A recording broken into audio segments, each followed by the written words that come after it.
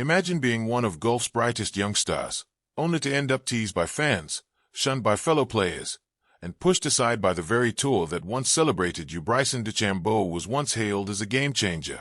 Nicknamed the scientist, he brought physics, data, and a fresh way of thinking to the sport. The nickname isn't about his looks or his voice. It's about how he approaches golf like an engineer solving a puzzle. But things didn't stay smooth. Along the way he clashed with fans, other golfers, and eventually the PGA Tour itself.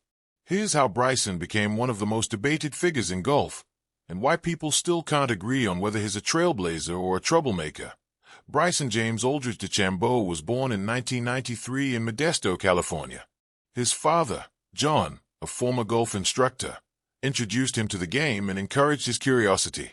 From the beginning, Bryson's style was different. Even as a kid, he wasn't just swinging clubs. He was studying angles and asking questions. Why are irons different lengths? Why guess distances when you can calculate them exactly? That curiosity became an obsession. Around age 15, he began experimenting with irons all cut to the same length, a concept he picked up from a physics book and refined with longtime coach Mike Schy. By the time he attended Southern Methodist University, Bryson already had a reputation for doing things his own way.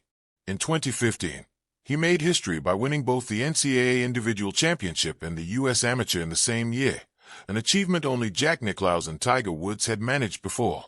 He wasn't just a rising star. He was a one-man experiment, and it was working.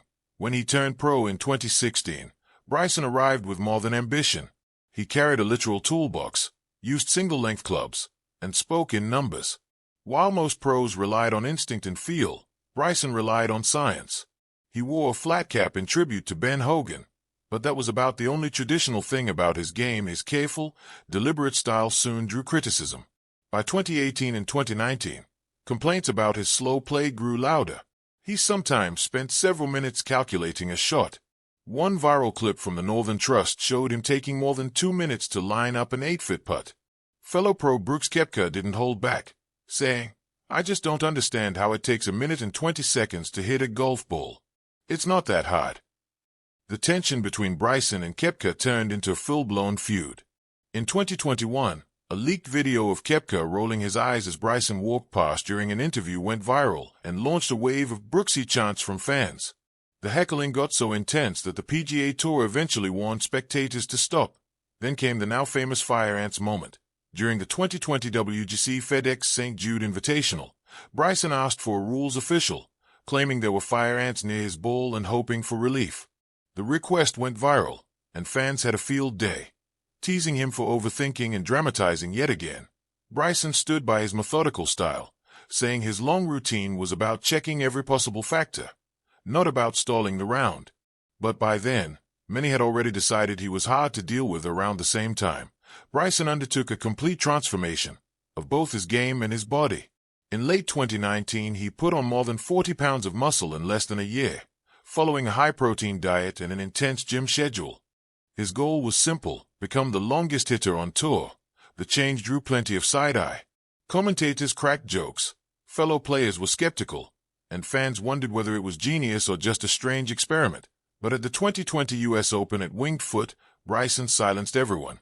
He unleashed massive drives and finished as the only player under par, claiming the championship and proving that science, power, and strategy could beat pure instinct. Instead of quieting critics, though, his success fueled more debate. Bryson wasn't just winning. He was challenging golf's idea of how the game should be played. In most sports, big victories by goodwill. For Bryson, his U.S. Open title did the opposite. By 2021, the public view had flipped. He was no longer the quirky mad scientist, but the player fans loved to heckle. Crowds taunted him, social media mocked him, and many fellow pros either stayed silent or sided with his rivals. Bryson didn't always help himself. While he often shared smart insights, his defensive remarks sometimes overshadowed them, like after a rough round at the Open in 2021, when he blamed a poor drive on his equipment, saying, "The driver sucks," a comment that upset his club sponsor and fueled more backlash. That driver comment didn't sit well with Cobra Golf, his equipment sponsor.